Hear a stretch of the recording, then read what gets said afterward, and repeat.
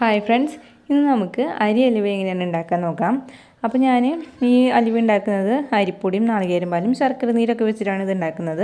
അപ്പോൾ ഇതിന് മുന്നേ ഞാനൊരു മൈദ വെച്ചിട്ടൊരു അലുവ ഇട്ടിട്ടുണ്ടായിരുന്നു. അതിൽ ഞാൻ നാളികേരം പാൽ ചേർത്തിട്ടുണ്ടായിരുന്നില്ല. അപ്പോൾ ഒരുപാട് പേര് ആ വീഡിയോയ്ക്ക് കമൻ്റായിട്ട് ചോദിച്ചിട്ടുണ്ടായിരുന്നു എന്താണ് നാളികേരം പാൽ ചേർക്കാത്തത് എന്നൊക്കെ. അപ്പോൾ നാളികേരം പാൽ ചേർക്കാതെ ഉണ്ടാക്കിയ ആ അലുവ നല്ല ടേസ്റ്റ് ഉണ്ടായിരുന്നു. അപ്പോൾ എന്തായാലും നാളികേരം പാൽ ചേർത്തിട്ടുള്ള ഒരു അലുവ ഉണ്ടാക്കാമെന്ന് വെച്ചു. അപ്പോൾ എന്തായാലും അരി അലുവയിൽ നാളികേരം പാൽ എന്തായാലും ചേർക്കണം. അപ്പോൾ നമുക്ക് നോക്കാം ഈ നാളികേരം പാൽ ചേർത്തിട്ടുള്ള ഈ അരി അലുവ എങ്ങനെയാണ് ഉണ്ടാക്കുകയെന്ന്. അപ്പോൾ ഞാനിവിടെ നല്ല നൈസായിട്ടുള്ള അരിപ്പൊടി, അത് വറുത്തതായാലും വറക്കാത്തതായാലും കുഴപ്പമില്ല. ഞാനിപ്പോൾ ഇവിടെ വറുത്ത അരിപ്പൊടിയാണ് എടുത്തേക്കുന്നത്. അതൊരു 1.25 കപ്പ് അരിപ്പൊടി എടുത്തിട്ടുണ്ട്. ഇനി നമുക്ക് നാളികേരം പാൽ വേണം. അപ്പോൾ ഞാനിവിടെ വലിയ നാളികേരം 1.5 നാളികേരമാണ് എടുത്തത്. അപ്പോൾ ഒരു മുഴുവനായിട്ടുള്ള നാളികേരം പിന്നെ ഒരു പകുതിയും. അപ്പോൾ അത് ചിരകിയെടുത്തിട്ട് അതിൽ കുറച്ച് വെള്ളം ഒഴിച്ച് കൊടുത്തിട്ട് ഞാൻ 5 കപ്പ് കട്ടി കുറഞ്ഞിട്ടുള്ള നാളികേരം പാൽ എടുത്തിട്ടുണ്ട്. അതേപോലെ തന്നെ 1 കപ്പ് നല്ല കട്ടിയുള്ള നാളികേരം പാൽ എടുത്തിട്ടുണ്ട്. അപ്പോൾ ആദ്യം 1 കപ്പ് കട്ടിയുള്ള നാളികേരം പാൽ എടുത്ത് മാറ്റി വയ്ക്കുക. പിന്നെ ബാക്കിയുള്ള നാളികേരത്തിലേക്ക് കുറച്ച് വെള്ളം ഒഴിച്ച് കൊടുത്തിട്ട് 5 കപ്പ് കട്ടി കുറഞ്ഞിട്ടുള്ള നാളികേരം പാൽ എടുത്ത് വയ്ക്കുക. ഞാനിവിടെ ശർക്കര നീര് ഉരുക്കി എടുത്തിട്ടുണ്ട്. അപ്പോൾ ഒരു 600 ഗ്രാം ശർക്കരയാണ് ഞാൻ എടുത്തിട്ടുള്ളത്. നല്ല കളറുള്ള ശർക്കര കിട്ടുകയാണെങ്കിൽ അത് എടുക്കണം. അപ്പോൾ നമ്മുടെ അലുവയ്ക്ക് നല്ല കളർ ഉണ്ടാവും. അതിലേക്ക് ഞാൻ 1 കപ്പ് വെള്ളം ഒഴിച്ച് കൊടുത്തിട്ട് നന്നായിട്ടൊന്ന് ഉരുക്കിയിട്ട് വെച്ചിട്ടുണ്ട്. ഇനി നമുക്ക് അരിപ്പൊടി ഒരു പാത്രത്തിലേക്ക് ഇട്ട് കൊടുക്കാം. അതിനുശേഷം നമ്മൾ കട്ടി കുറഞ്ഞിട്ടുള്ള നാളികേരം പാൽ കുറച്ച് ഒഴിച്ച് കൊടുത്തിട്ട് നമുക്ക് കട്ടയില്ലാതെ നന്നായിട്ടത് മിക്സ് ചെയ്തെടുക്കണം.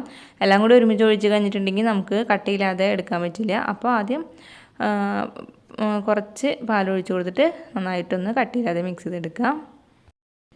അപ്പോൾ കട്ടയില്ലാതെ നന്നായിട്ട് മിക്സ് ചെയ്തെടുത്ത് കഴിഞ്ഞാൽ പിന്നെ നമുക്ക് ബാക്കിയുള്ള നാളികേരം പാലും മുഴുവനായിട്ട് ഇതിലേക്ക് ഒഴിച്ച് കൊടുക്കുക. അതിനുശേഷം നമുക്ക് ഇതൊന്ന് അരിച്ചെടുക്കാം.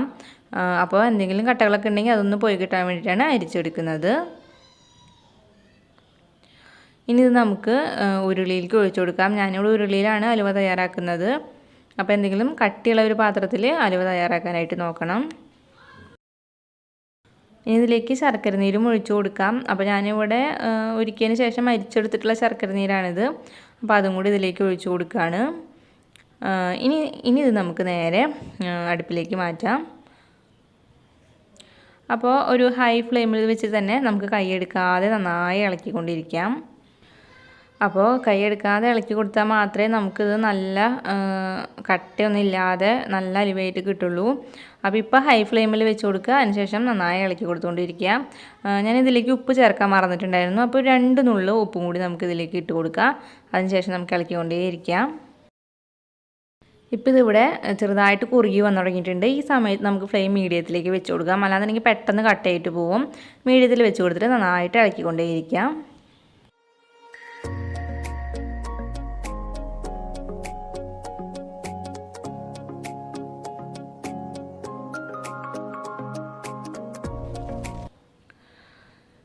ഇപ്പോൾ ഇവിടെ ഏകദേശം ഒരു 20 മിനിറ്റോളം ഞാനിവിടെ ഇളക്കിക്കൊണ്ടേ ഇരിക്കുകയായിരുന്നു. അപ്പോൾ അത് കുറുകി വന്നിട്ടുണ്ട്. അപ്പോൾ നമ്മൾ കൈയെടുക്കാതെ നന്നായി ഇളക്കിയാൽ മാത്രമേ ഇങ്ങനെ കട്ടയൊന്നും ഇല്ലാതെ നന്നായിട്ട് കിട്ടുള്ളൂ. അല്ലാന്നുണ്ടെങ്കിൽ ആകെ കട്ട പിടിച്ചിട്ടാവും കിട്ടുക. അപ്പോൾ ഈ ഒരു പരുവത്തിൽ കട്ടയൊന്നും ഇല്ലാതെ നന്നായിട്ട് കിട്ടിക്കഴിഞ്ഞാൽ നമുക്കിതിലേക്ക് നേരത്തെ മാറ്റി വെച്ചിട്ടുള്ള 1-ാം പാൽ ഒഴിച്ചു കൊടുക്കാം. അതിനുശേഷം വീണ്ടും ഈ 1-ാം പാലെല്ലാം ഇതിൽ ചേർന്ന് വരുന്നവരെ നന്നായിട്ടൊന്ന് ഇളക്കി കൊടുക്കാം.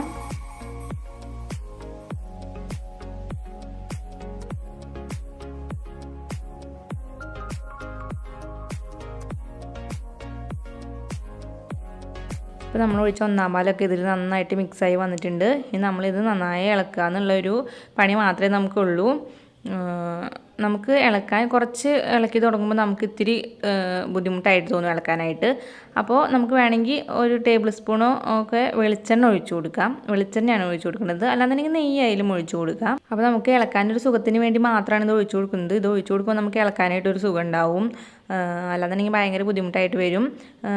പക്ഷേ നമ്മളിത് ഒഴിച്ചു കൊടുത്തില്ലെങ്കിലും കുഴപ്പമില്ല കേട്ടോ. കാരണം 2-3 പേരൊക്കെ ഇളക്കാനുണ്ടാകുന്നുണ്ടെങ്കിൽ നമ്മളിത് ഒഴിച്ചു കൊടുക്കേണ്ട ആവശ്യമില്ല. കാരണം ലാസ്റ്റ് നമ്മൾ ഒഴിച്ചിട്ടുള്ള നാളികേരം പാലൊക്കെ അതിങ്ങനെ വെളിച്ചെണ്ണയായിട്ട് മാറിയിട്ട് ഇങ്ങനെ വരും.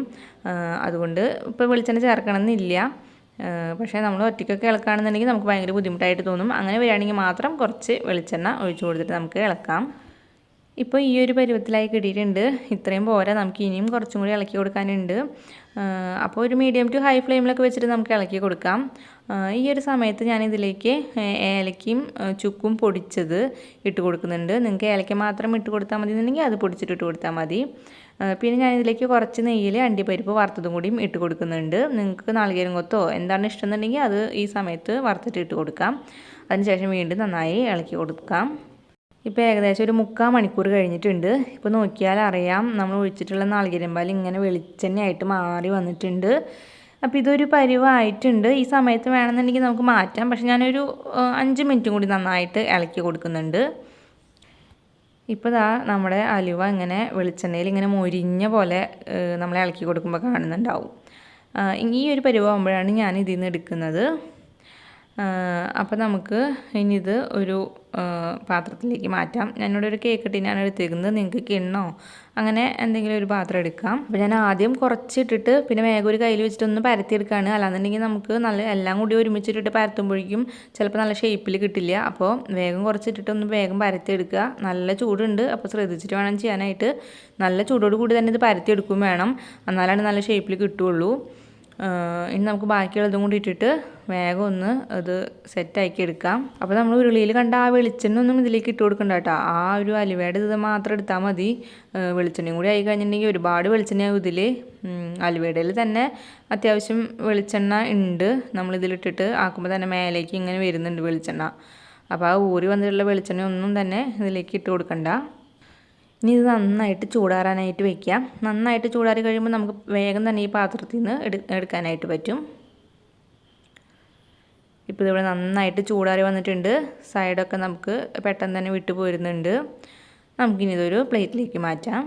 അപ്പോൾ നല്ല ടേസ്റ്റ് ആയിട്ടുള്ള നല്ല സോഫ്റ്റ് ആയിട്ടുള്ള അരി അലുവയാണിത്. അപ്പോൾ ഈ വീഡിയോ ഇഷ്ടപ്പെട്ടാൽ ഒന്ന് ട്രൈ ചെയ്ത് നോക്കിയിട്ട് നിങ്ങളുടെ അഭിപ്രായങ്ങൾ തന്നെ കമൻസ് ആയിട്ട് അറിയിക്കുക. പിന്നെ ഈ വീഡിയോ ഇഷ്ടപ്പെട്ടാൽ ലൈക്ക് ചെയ്യാനും ഷെയർ ചെയ്യാനും മറക്കരുത്. പിന്നെ ഈ ചാനൽ പുതിയതായിട്ടാണ് നിങ്ങൾ കാണുന്നതെങ്കിൽ പ്ലീസ് ചാനൽ ഒന്ന് സബ്സ്ക്രൈബ് ചെയ്യണേ. അപ്പോൾ ഇനി വേറൊരു വീഡിയോ ആയിട്ട് കാണാം. അതുവരേക്കും എല്ലാവർക്കും ബൈ.